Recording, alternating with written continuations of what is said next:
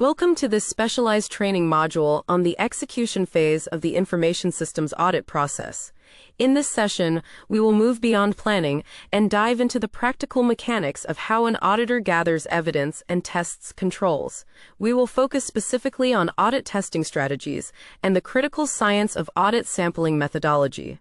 These skills are essential for determining the effectiveness of an organization's internal controls and the integrity of their data.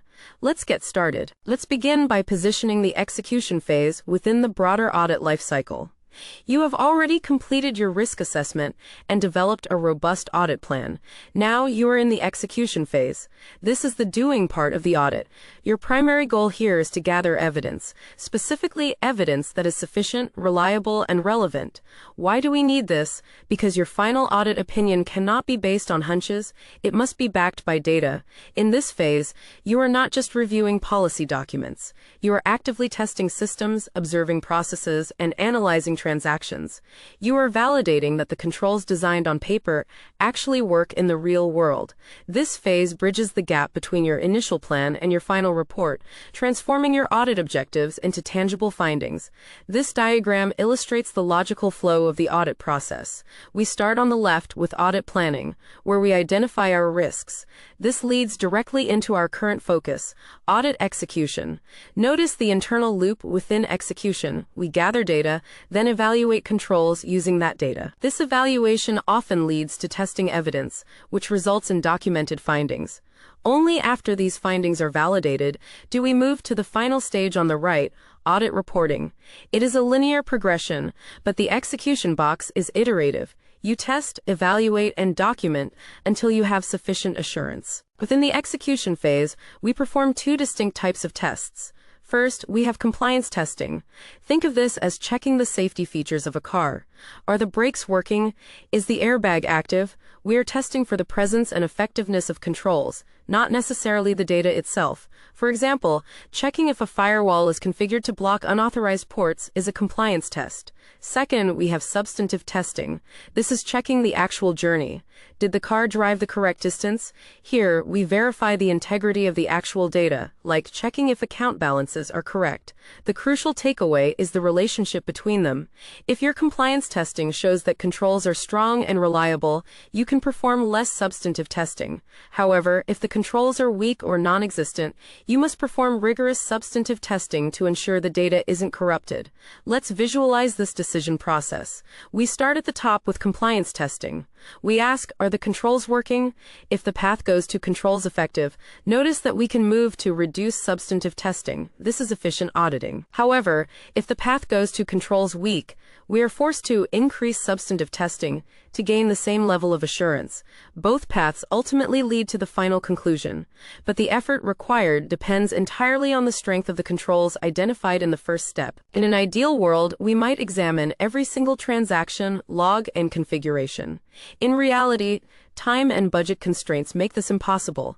This is where audit sampling comes in. Sampling allows us to test a subset of data, say 50 change requests out of 5,000, and infer conclusions about the whole group. The why is simple. Efficiency, however, this introduces sampling risk. This is the danger that your sample might be an anomaly. Perhaps you picked the only 50 perfect records in a database of errors. Therefore, our goal is not just to pick random items, but to design a sample that is truly representative of the entire population, minimizing the chance that our conclusion is wrong based on the data we chose. Here is the concept of sampling in a visual flow. On the left, we have the population, the entire universe of data we care about. We use a selection process to extract a sample subset.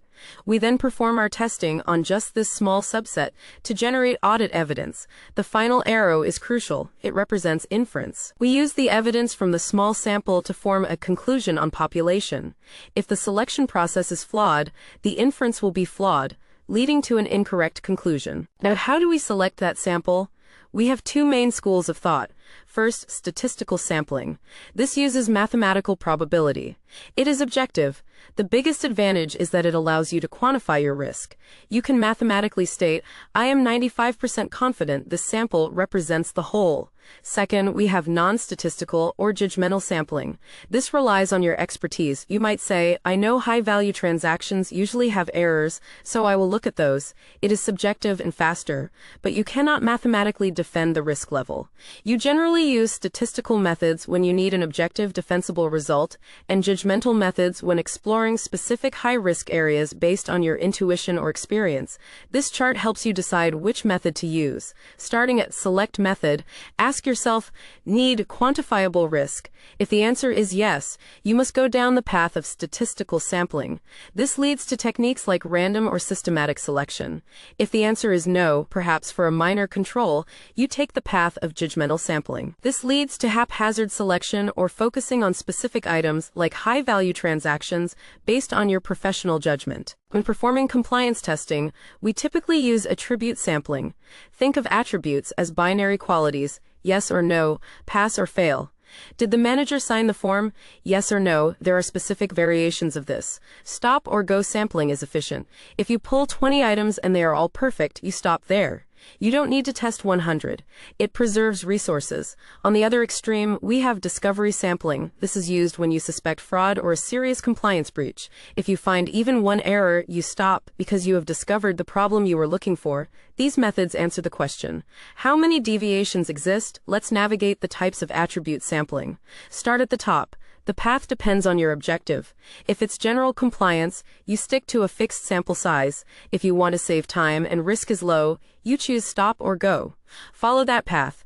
If no error found, you stop testing immediately. Efficient. However, if your objective is to detect fraud, you choose discovery sampling. Note the logic for stop or go. Finding an error forces you to expand sample, negating the efficiency benefit. Switching gears to substantive testing, we use variable sampling. Unlike attribute sampling, which asks yes or no, variable sampling asks how much. We are dealing with weights, dollars, or volumes. A critical technique here is stratified sampling. Imagine a list of 1,000 invoices. 10 of them are for $1 million, and 990 are for $10. You wouldn't sample them equally. You would stratify the population, putting the $1 million invoices in one group to test 100% of them, and sampling the smaller ones. This ensures that material, high-risk items are not missed. Common calculation methods include difference estimation, where we estimate the total error in the population based on the errors found in the sample. This visual demonstrates stratified sampling. We start with the total population. We decide to stratify, splitting it into a high-value group and a low-value group. Notice the difference in treatment. The high-value group often gets test 100%. We don't take chances there. The low-value group gets a random sample. Finally, we combine results from both streams to form an overall opinion on the total financial value. This is a standard approach for financial and substantive audits. To use statistical sampling correctly, you must understand 3 parameters. First, the confidence coefficient. How sure do you want to be? 95% is a standard. Second, precision or tolerable error. How much wiggle room can you accept? Third, expected error rate. If you expect the population to be messy, you must pull a larger sample to get accurate results. Finally, beware of sampling risk. There are 2 types. Incorrect rejection is efficient. You do extra work to prove it's actually fine. Incorrect acceptance is dangerous. This is where you pass a system that is actually broken. As auditors, we must design our samples to minimize the risk of incorrect acceptance. This graph visualizes the drivers of sample size. Look at the inputs on the left. If you want higher confidence, you need a larger sample size. If you have a higher expected error rate, you also need a larger sample size. However, look at tolerable error. If you have lower tolerance for error, meaning you need high precision, you again need a larger sample size. All these factors drive up the sample size, which ultimately reduces your sampling risk on the right. Finally, let's discuss the tools for execution. You have manual techniques like inquiry and observation, but in modern auditing, computer-assisted audit techniques, or CAATs, are essential. CAATs allow you to analyze 100% of a dataset rather than just a sample, hunting for anomalies. For high-volume environments, we use continuous auditing tools like audit hooks or SCARF, System Control Audit Review File, which monitor transactions in real time. Remember, regardless of the tool, whether it's a manual interview or a sophisticated script, you must document everything.